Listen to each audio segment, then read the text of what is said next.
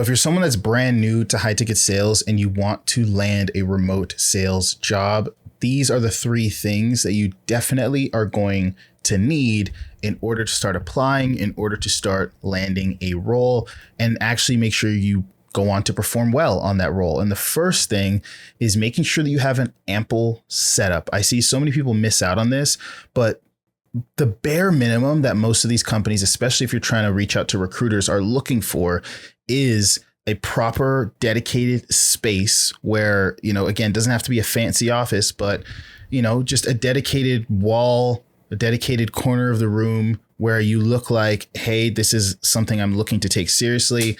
This is a somewhat professional setup where it's not a kitchen in the background. It's not my bed in the background. You can have a window, you can have a shelf, you can have lots of things, but it just needs to be a dedicated space to where you're showcasing that you take this role seriously. And not only does it need to have a dedicated space, but you need to have proper lighting. I can't tell you how many times I see closers just sitting in the dark, sitting all shadowy, right? You're not going to land roles, or you're going to struggle to land roles if you just don't even have at least appropriate lighting for your space, right? You need to be well lit in a well lit room. If the room's not well lit, you can get those little like ring lights. There's a lot of cheap ones you can get on Temu and Amazon and all these places, just to light up your face so that, you look presentable for these conversations. Microphone quality is huge. If you're not coming across clear, then how are you going to do a job where your role is to have conversations and speak to people? If you're chipping, if you're in and out, if you're unclear, you need that. Again, doesn't have to be expensive. Don't need a big fancy mic. You don't need one like this. There's $50, $60. There's mics, lots of mics under $50, lots of mics under $100 that you can get, along with a proper webcam. The camera that's built into your laptop usually isn't good enough.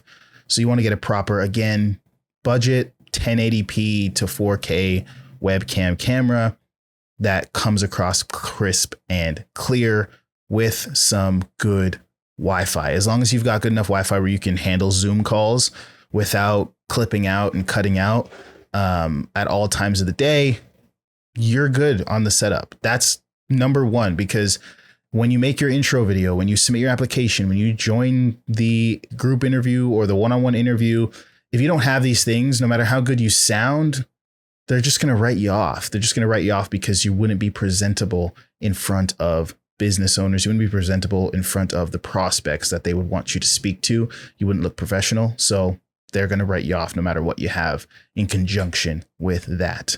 There are rare offers where you don't need it, but 99% of them you do. The next thing, once you have a proper setup, number two is you want to have some good assets. Your video assets are the most important thing for people that are trying to get interviews. If you don't have video assets, you're going to struggle. Resumes aren't really what help you a lot in this industry.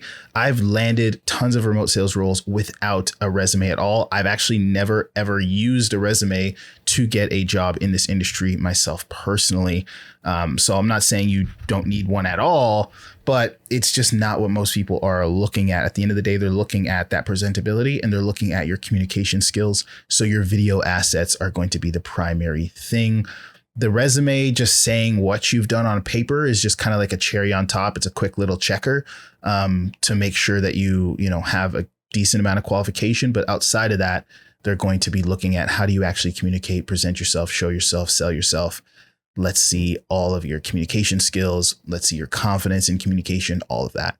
And those video assets is going to be number one, the intro video. That is the number one asset. That's the big one that every pretty much job post is going to ask you to submit with your application.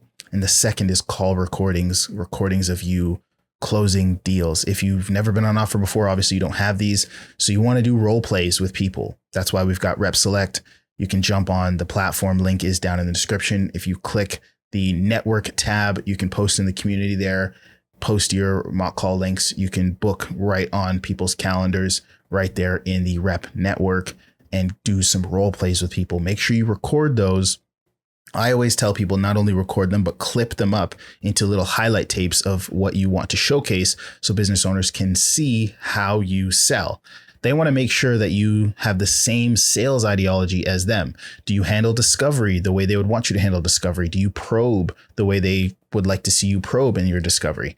How do you handle objections? What kind of word tracks do you use? Is it the ones that they would like to see you use? Do you pitch in a confident way that they would like to see pitching done? All of this stuff is easily understood through some mock calls and the recordings of those mock calls. So you're going to want to put together a couple of those to showcase to business owners. And like I said, if you have extra time, I would definitely clip out some highlights there, clip out a really good pitch, leave some full calls, but to make it easy for them to watch, clip out some sections of you pitching, clip out some sections of you doing a great discovery, clip out some sections of you doing objection handling. And that way, if a business owner only cares about one of those things, they don't care about seeing the full call, they only care about seeing objection handling, they only care about seeing the pitch, they can go in and take a look at that. But great intro video is going to land you great offers. Call recordings are going to be great for when they, like, usually this is what I see business owners do. They look at the intro video first. Within the first 10 seconds of the intro video, they're like, okay, do I want to bring this person on an interview? The answer is yes. They send you the invite, you get on the interview, they interview you, they have a conversation, like, hey, okay, cool. Then either on that call, they'll ask you for call recordings, or they'll say the next call will be like a mock call with them. But if it's not, what they'll do is they'll select you from that interview. They'll say this person's good. Then they'll go back. Then they'll look at your call recordings and be like, okay, let me see how they actually sell. And then they'll say, okay, this is awesome. Then they'll do either one more interview, or they'll just hire you after that. So having those two things, massive. And lastly, what you really need, especially if you're a beginner, you need to understand the sales call structure. You need to understand sales call structure. You need to understand pipeline management, and you need to understand scheduling software. Sales call structure, obviously, because you need to know how to do a closing call. You need to know how to do a setting call. You need to be prepared for that so that you don't blow your chance when you get on the offer. Pipeline management is so huge. If you're good at managing your pipeline, if you're good at maximizing each and every lead, squeezing out every dollar from the leads that you get to find the people that really need help, that want the service, both in the now and in the long term, you're good at follow-up. You're good at keeping that stuff managed. It's going to be really easy for you to make commissions. It's going to be really simple because you're not going to only rely on the one call close all day, every day, and be stressed about how full is my calendar today. You're going to have people that you're working on. You're going to have people in your pipeline. You're going to have people to follow up with that you will close over time, as well as getting a bunch of one call closes. And that'll just be a nice supplement for you. And then scheduling software.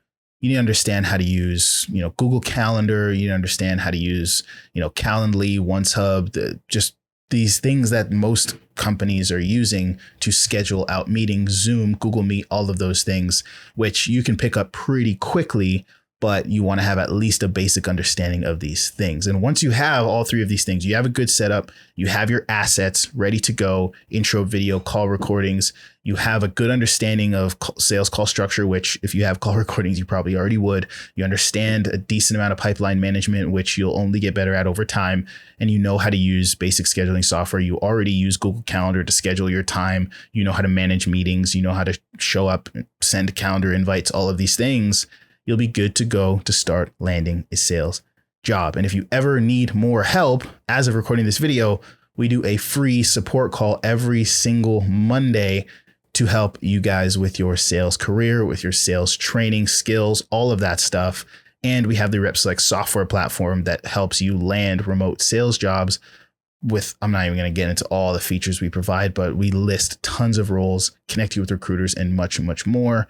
Links are down in the description. See you guys in the next video.